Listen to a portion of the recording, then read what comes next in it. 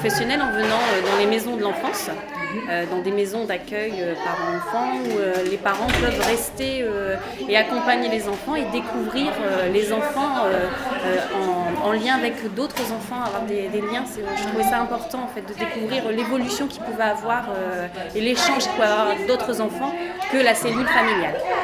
Il a été suivi parce que j'ai eu un problème pendant la grossesse. Parce qu'il était en manque de sang, donc il avait de l'eau autour de ses organes. Donc en tant que maman, il fait un suivi malgré qu'ils nous disent que c'est bon une fois accouché. Donc j'ai préféré suivre, avoir plusieurs médecins. J'ai vu un dermatologue pour le névus d'Anna. Quand on s'en est rendu compte que c'était ça, on ne savait pas. Donc on a appelé la sage-femme et puis elle nous l'a dit que c'était un névus, mais le mot névus on sait pas réellement. Donc elle a appelé le pédiatre qui nous a expliqué, qui nous a dit d'aller voir un dermatologue, donc celui de Rouen. On nous avait dit que ça pouvait être cancéreux, donc ça fait un peu peur quand même. Alors, le mot cancer, c'est en tant que maman, voilà, c'est chaud. Donc après j'ai été suivie à la PMI. La PMI qui m'a envoyée ici d'ailleurs. Je les remercie parce que grâce à vous, grâce à Tactilou, ça a aidé au développement de Tibiane. Après, il est suivi parce qu'il est suspecté d'un trouble du spectre de l'autisme, donc il est suivi tous les jours. Il voit plusieurs professionnels de la santé, donc kiné, psychomotricienne, éducatrice, médecin. Donc tous les jours, il a des rendez-vous, tous les jours, il doit faire des efforts. Donc à la fin. Pour la phobie scolaire de ma fille, un psychologue. De ne pas être comprise, de ne pas expliquer comme il faut le problème. Ses angoisses du soir, les pleurs, le mal-être. Difficile, financièrement oui, parce que c'est à savoir plus de 50 € une consultation non remboursée. Donc quand on y va la première fois et quand on nous dit ça fait tant, et quand on nous dit faut que je la revoie, oui ok, mais pendant combien de temps? On se pose la question. J'ai été voir des professionnels, surtout dans le cadre alimentaire. Pour des pompes de secours, parce que j'avais rien à manger. Déjà, la peur d'y aller, de se justifier, d'avoir tous ces papiers et se dire est-ce que j'ai pas trop dépensé? Qu'est-ce qu'elle va dire dans mes dépenses? À l'époque, je fumais, donc je me sentais un peu coupable de mettre de l'argent dans du tabac et j'avais peur qu'elle me le reproche en me disant si vous fumiez pas, madame, ce qui est déjà arrivé, bien sûr. Comme pour Fable, on vient le mercredi après-midi, les enfants peuvent jouer, on peut discuter entre mamans, discuter de la façon d'où on éduque nos enfants, tout ça, sans être spécialement jugé. Le regard des autres, la façon on a tant d'enfants, comment ils vivent, son mari travaille pas, le regard des autres est très important sur la personne. On est quand même dans une société où on juge beaucoup et où on peut être évalué très vite, étiqueté comme bons parents, mauvais parents. Qu'est-ce que ça veut dire tout ça? Alors a fortiori en face de professionnels qui sont eux aussi peut-être vus par les parents comme étant des experts de l'éducation et de ces choses-là. Il y a, je pense, une pression assez forte et si je fais ça, comment je vais être jugée? Qu'est-ce qu'elle va penser?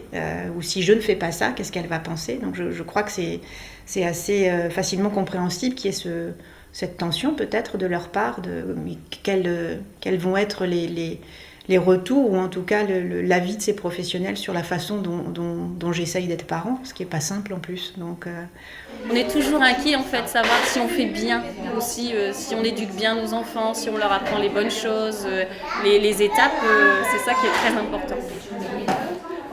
J'ai toujours eu un rapport depuis ma naissance avec des professionnels de toutes sortes. Et comme j'ai été placée très jeune, donc j'avais toujours à me justifier depuis mon plus jeune âge, à me justifier par rapport aux professionnels constamment. Donc j'avais toujours cette sensation qu'ils étaient supérieurs à moi. j'ai peur parfois que les parents, à force de vouloir se caler sur l'idée que le professionnel a de la réussite d'un parent, il risque d'en perdre son identité. Et quand il perd son identité, il perd aussi sa place de parent auprès de ses enfants. Et on ne se rend pas compte des fois combien le fait de ne pas respecter leur identité, le parent est perdu et du coup l'enfant sent son parent perdu. Et ça, on devrait plus faire attention parce que plus le parent est fier et content et narcissiquement satisfait de sa parentalité, et plus il peut être serein par rapport à ce qu'il a amené à son enfant et même à la remise en question qu'il peut avoir de lui. Quand on se parle, parents et professionnels, on parle d'une même voix, c'est-à-dire on est à la même hauteur. Il n'y a pas de jugement. Voilà, on n'est pas dans « je suis professionnel, j'ai été formé, je sais mieux que toi, ce qui est bon pour toi et pour ta famille ». Non, on considère que le parent a des savoirs et que potentiellement, il a tout à nous apprendre aussi et que potentiellement, il faut grandir ensemble. Il faut penser la parentalité, parents et professionnels ensemble. Quand on lit avec leurs enfants et que l'enfant se met à bouger, à se lever, à aller jouer au toboggan pendant qu'on est en train de lire, on les sent extrêmement gênés parce qu'effectivement, leur enfant a un comportement qui n'est pas habituel, en tout cas dans le cadre de lecture. Mais dans cette proposition-là, justement, l'idée c'est de laisser l'enfant le plus libre possible de ce qu'il a envie de faire à ce moment-là. Et le fait peut-être qu'un adulte, a fortiori professionnel justement pour les parents, soit tranquille avec cette affaire-là, soit tranquille que leur enfant bouge, manipule, joue aux voitures pendant qu'on est en train de lire. Je pense que ça peut aussi les rassurer beaucoup sur le fait que ces choses-là sont tout à fait normales pour un tout petit enfant et qu'il faut les accueillir avec tranquillité et bienveillance finalement. On lit pour Dimitri, on lit pour Juliette, on lit pour Kevin, le livre qu'il a choisi. Et même s'il y a 1, 2, 10, 40 enfants autour de lui, il n'empêche que cette lecture, elle est offerte à Dimitri, elle est offerte à Juliette, elle est offerte à Kevin. Or, ce qui nous importe absolument, c'est que le parent de Kevin ou le parent de Juliette soit témoin de ce qui se passe à ce moment-là. Sans que nous ne théorisions en quoi que ce soit de ce qui se passe là. Mais de lui donner à voir que son petit Kevin, qui a 18 mois... il vient et il va taper du plat de la main sur, par exemple, ce livre « Quel chantier ?» et que c'est toujours ce livre-là sur lequel il va taper et que c'est jubilatoire pour lui d'ouvrir les caches, par exemple, et de regarder ce livre-là. C'est-à-dire de rendre les parents témoins de ce plaisir qu'a l'enfant, même si petit, vers des livres tout simplement, ou même des livres auxquels il n'aurait jamais pensé, parfois des livres qui peuvent paraître littéraires, complexes, et pourtant cet enfant-là réclame toujours le même livre, toujours la même histoire, parfois pendant des mois.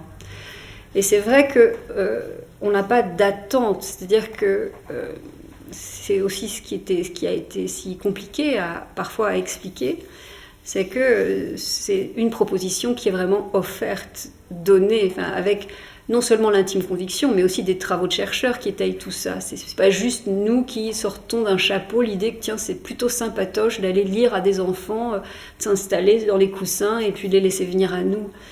Toute cette vacance, elle est en fait très choisie, très travaillée, le fait de laisser du temps à chacun et du temps de venir ou de ne pas venir.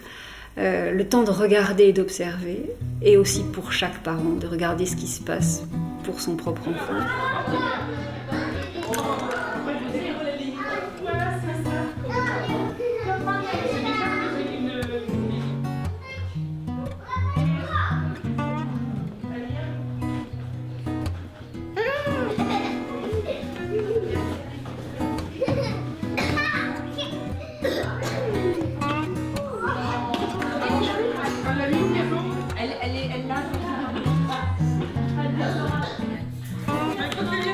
Quand je suis devenue mère, je me suis dit, mais comment on fait ? Comment on fait et qui c'est qui peut nous aider ? Parce qu'on est très sensible à ce moment-là. On se dit, je veux envie de bien faire, mais en même temps, il y a des pédiatres qui nous disent, il ne faut pas faire comme ça. Il y a notre mère qui dit, il ne faut pas faire comme ça. Il y a notre père qui dit rien. Il y a des professionnels qu'on voit. Et puis, je trouve qu'on est un peu seul. Et donc, quand j'ai accouché pour la première fois, je me suis dit, mais ce serait quand même bien d'avoir des j'avais réfléchi à des salons, des trucs un peu sympas, comme ça on est sur des canapés, puis on se dit tous où est-ce qu'on en est, tiens, j'y arrive pas, tiens, ça c'est dur, ça c'est... Mais en toute simplicité.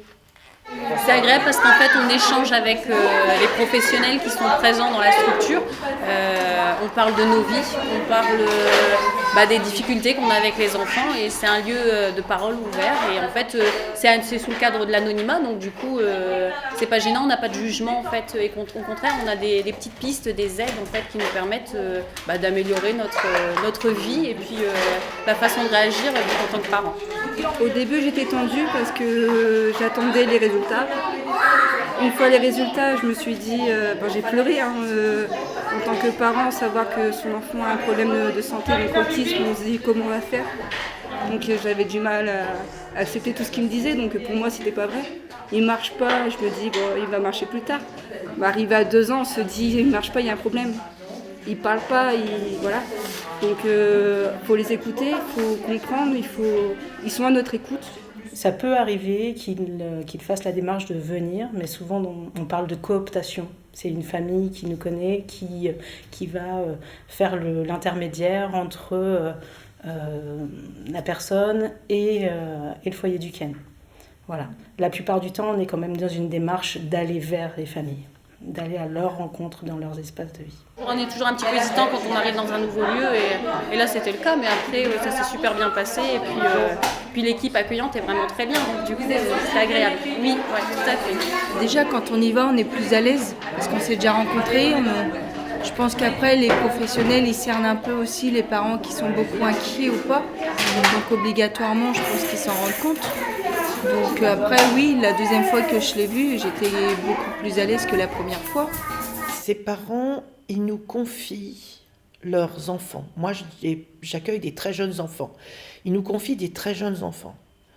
Donc, pour moi, c'est une marque de confiance. Donc, je suis, j'ai envie de dire, presque honorée qu'on me les confie, en fait, finalement. Hein.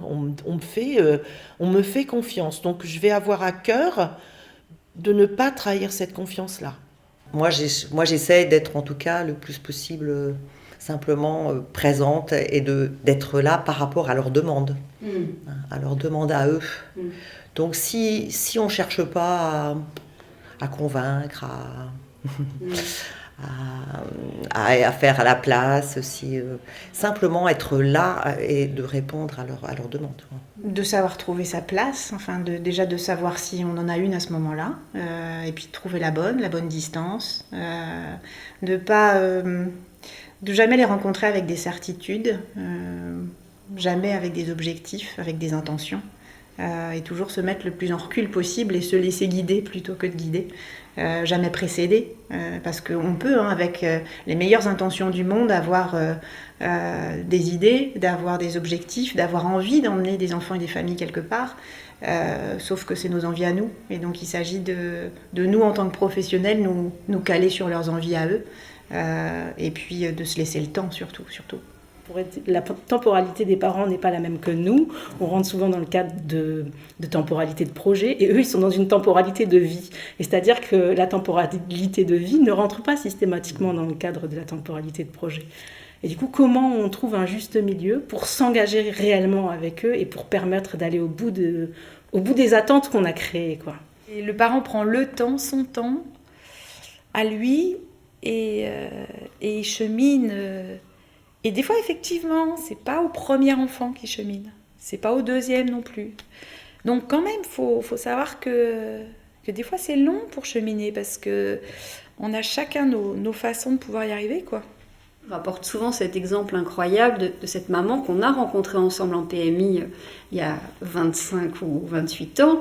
De cette maman qui systématiquement renvoyait vers nous ses enfants et sans jamais nous saluer en disant va lire avec la dame... Voilà, quand les premières remarques avaient été encore plus virulentes que ça, ou en tout cas, si ce n'est hostile, enfin même hostile, oui. Et qu'on a pu rencontrer 20 ans après, dans le camion, livre en balade ici, un après-midi, et cette femme, alors grand-mère, donc avec ses petites filles, me demandant si j'avais Chien Bleu, si j'avais Les Trois Brigands, si quand même on pouvait trouver Chute, parce qu'elle allait toutes les semaines à la bibliothèque avec ses petites filles. Une génération, en fait, pour que tout ce soit possible pour elle. Alors, combien même ça ne l'était pas avec ses propres enfants. Mais là, c'est l'extraordinaire chance, mais aussi l'extraordinaire qualité du travail mené ici, dans un lieu où les familles peuvent, de manière si régulière, quand on dit inscrire les projets dans la durée, en voilà un exemple le plus frappant. C'est bien que pour elle, il a fallu tout ce temps pour pouvoir faire ce chemin-là et s'approprier vraiment les livres et pouvoir les partager pour de bon avec ses petites filles. Il y a des parents qu'on va voir très peu souvent, ou en tout cas une fois, 2 fois, et puis plus jamais. Et puis des projets qu'on mène vraiment de manière très régulière, où on va rencontrer les parents toutes les semaines ou tous les 15 jours. Donc oui, avec les parents qu'on voit très souvent, il y a cette relation qu'on voit évoluer quelquefois, de parents qui se permettent de plus en plus de partager des lectures avec nous, qui sont de plus en plus tranquilles et qui sentent que le fait qu'on partage ces choses-là, ça a l'air d'être important pour eux. Donc oui, je crois qu'il y a vraiment une relation de confiance et de partage qui se tisse au fil du temps. J'ai appris avec le temps à les rencontrer, et j'ai appris à les connaître, et j'ai appris aussi à me connaître moi, et à me rendre compte que j'étais aussi légitime qu'eux. Ça a été un dur labeur. On ne peut pas donner des conseils, entre guillemets, si les parents ne nous accordent pas leur confiance. C'est-à-dire qu'il faut créer un lien et des rencontres suffisamment sécurisantes. Il faut qu'ils soient sûrs que ce qui soit dit dans ce groupe ne soit pas répété par ailleurs. Il faut qu'ils aient confiance dans l'ensemble des membres qui composent le collectif.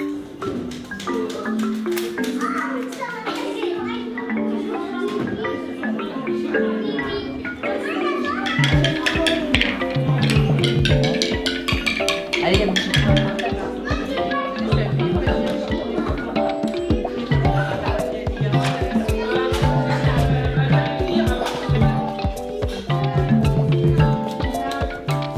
C'est bien de se plaindre, mais il faut aussi avoir des solutions concrètes en fait à des problèmes qui semblent des fois juste anodins, mais qui pour nous semblent vraiment une montagne, forcément. Des petits boutons, tout de suite c'est le drame. Un pédiatre ou un professionnel va peut-être dire mais non c'est rien, mais tout de suite forcément quand on découvre ça, on a besoin d'être rassuré. Enfin, chaque professionnel n'a pas les mêmes approches envers les parents. Il y en a, ils vont nous dire, par exemple le pédiatre, il m'avait dit il faut la faire opérer, c'est cancéreux. On s'est regardé, on s'est dit oui, on ne sait pas en fait. Mais nous, on ne peut pas nous dire ça comme ça et puis prendre un choix tout de suite sur le coup. Être à l'écoute des parents, à l'écoute de l'enfant. Parce que des fois, ils demandent des choses à l'enfant que l'enfant ne veut pas faire, mais ils le forcent un peu. Être mal reçu, pas entendu, que la personne ne nous écoute pas finalement, qu'elle n'écoute pas notre point de vue. Par exemple, à Fable, si on a quelque chose à dire, il nous écoute et c'est pas divulgué ailleurs. Savoir les dire des choses au bon moment, être honnête, dire la vérité directe.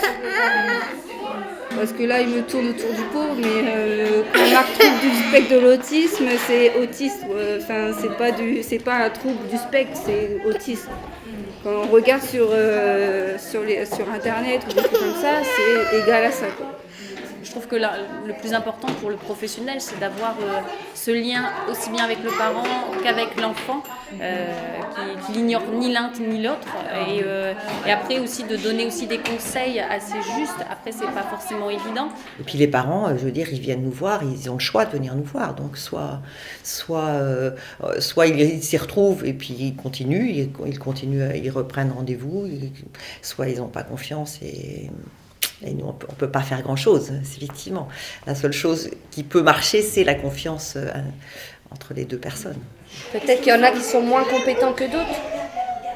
Je vais dire, la PMI, on m'a toujours dit du mal Va pas chez eux, à chaque fois il y a des problèmes, tu risques d'avoir des problèmes avec eux. Mais heureusement qu'ils ont été là parce que j'aurais jamais suspecté sa maladie, quoi. Arriver à ce que les parents aient confiance en nous, ça peut être difficile. Et ça, effectivement, quand on sent des parents qui ont parfois un passé très compliqué avec les institutions, il y a des parents méfiants, il y a des parents qui ne font pas confiance comme ça facilement. Là, c'est compliqué et il faut être patient. Mais je comprends ces craintes parce qu'on les a tous vécues à un moment dans notre vie. Chaque parent, il est nourri d'un sentiment de bien faire ou d'essayer d'être le mieux possible avec ses enfants ou avec son conjoint ou son co-parent. Et que des fois, on prend mal des remarques ou des institutions carrément, surtout quand on commence à... On a des difficultés peut-être un petit peu plus que les autres. Et ben, c'est compliqué de parler des difficultés à quelqu'un. Je pense que les appréhensions, elles sont dans les deux sens. C'est-à-dire que pour pouvoir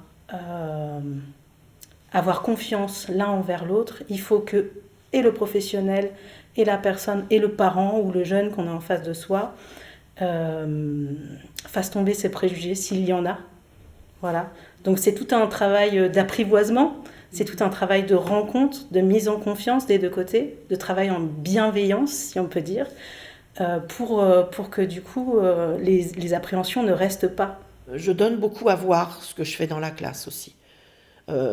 Parfois, j'ai un peu l'impression de me mettre en scène et c'est un peu ce que je fais. Mais quelque part, en me donnant à voir, je donne à voir que c'est bon, vous pouvez me faire confiance, je vais faire attention. Et puis voilà ce que je fais avec les enfants. Vous voyez, il n'y a pas de... Je donne de la transparence aux choses, quoi, en fait. On a toujours envie en fait d'être la petite souris qui observe son enfant aussi bien à l'école ou à la crèche. On se demande comment ça se passe et malheureusement on ne peut pas y accéder à ce type de lieu parce que forcément c'est encadré. J'ai installé depuis quelques années le vestiaire des enfants dans la classe. Donc finalement les parents entrent dans la classe le matin et puis ce moment de j'installe mes affaires au porte-manteau, je croche mon petit sac, c'est quelque part une matérialisation de... Il va y avoir un moment où on va se quitter, mais là, on est encore ensemble. Et tu vois, je t'aide jusque-là. Et voilà. Il y a des parents pour lesquels la séparation, parce que les enfants ont déjà vécu d'autres situations de séparation, va se faire rapidement. Il y a des enfants pour lesquels ça va se faire plus lentement. Donc, je laisse le temps. Je laisse chacun instaurer les petits rituels qu'il veut. Pour des parents qui, eux-mêmes, ont de très mauvais souvenirs scolaires, pour qui ça a été finalement que des choses douloureuses ou des choses... qui leur renvoyaient à leurs difficultés, à la différence, à leur incapacité parfois. Enfin, c'est en tout cas ce qu'ils ont vécu et ce qui s'est passé pour eux. Et du coup, il y a à la fois le vrai souhait, le vrai désir que pour leur enfant ce soit autre, et en même temps quelque chose qui tiraille en eux très fort, puisque comment on accompagne aussi son enfant dans la découverte quand pour soi-même ça n'a jamais été objet de plaisir. Proposer la rencontre et la rendre possible, c'est bien tout ça la difficulté en fait. C'est que ce soit possible pour ces adultes de nouer ou de renouer avec l'écrit, avec le récit, quand pour eux-mêmes ça a été plutôt des choses qui étaient difficiles et douloureuses. Ouais.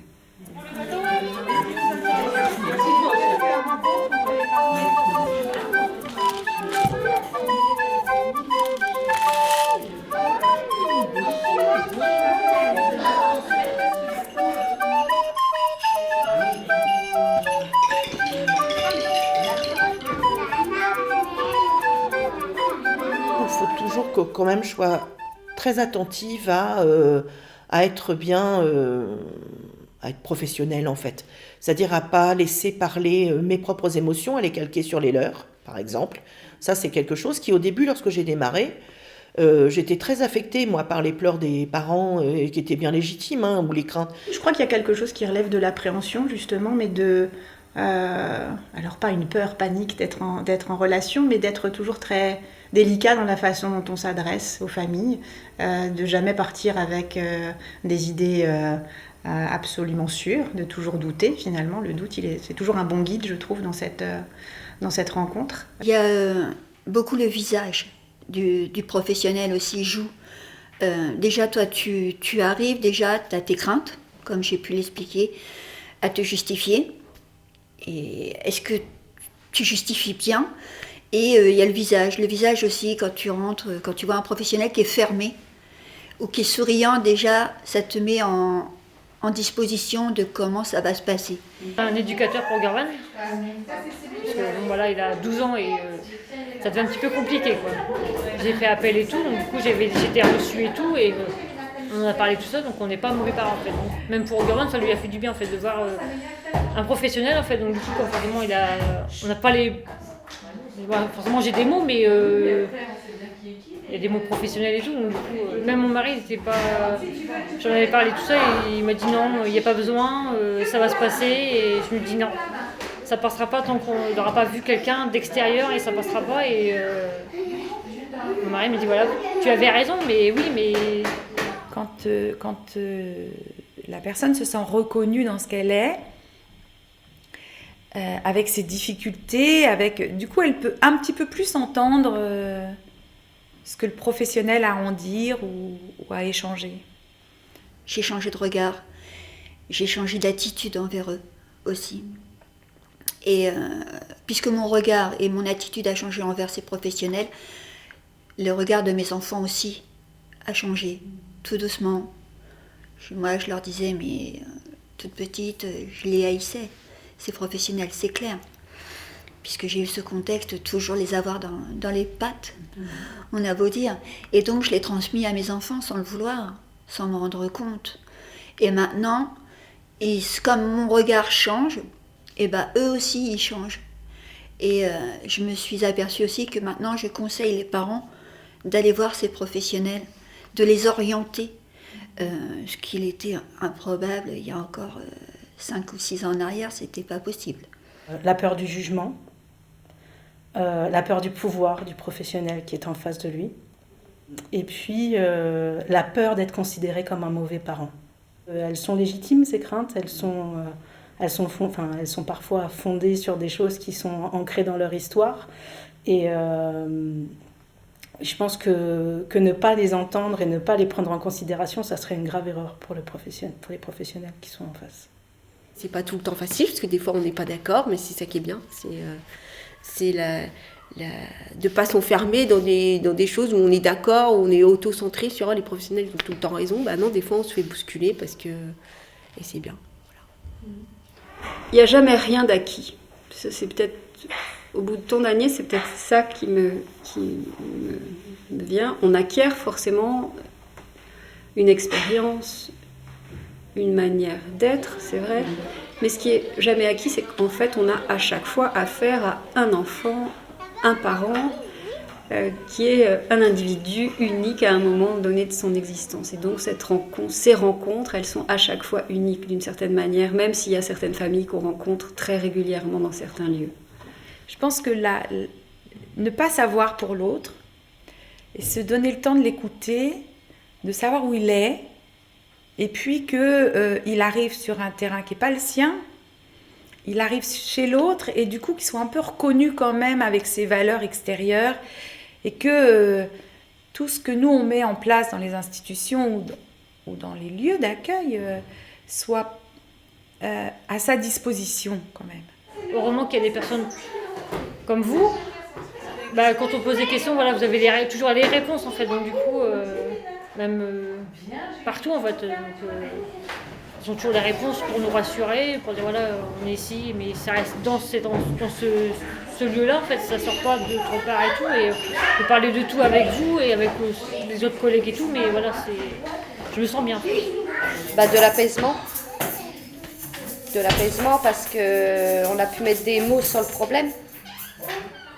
Faire comprendre à l'entourage que ça existait, que c'était vrai, que c'était pas du cinéma, que c'était pas fait exprès.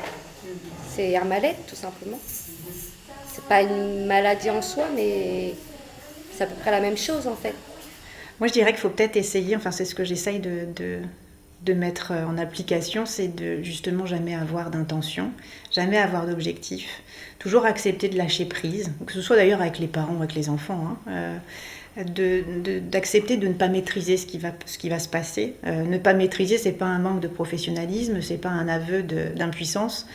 C'est au contraire, je trouve, une grande ouverture vers l'autre, de se dire, moi je ne sais pas, on va cheminer ensemble, on va faire ensemble, et puis on verra bien, et surtout de se laisser du temps. Il n'y a pas d'être humain parfait, et il n'y aura jamais de professionnel parfait. C'est juste, je pense qu'il faut qu'ils travaillent avec leur cœur. Il faut aimer ce qu'ils aiment, ce qu'ils veulent faire, et là, je pense que tout sera possible. C'est du travail d'orfèvre, en fait, le travail avec les parents. C'est-à-dire qu'on est sur un fil. Il faut vraiment avoir ce sentiment d'écoute, mais d'écoute réelle du parent et de ses attentes. Il faut s'engager en tant que professionnel. Il ne faut pas y aller à moitié, parce que c'est vraiment ça qu'ils attendent de nous, un engagement réel et sur la durée. C'est-à-dire qu'à un moment donné, quand on s'engage dans quelque chose, il faut aller jusqu'au bout et ne pas lâcher.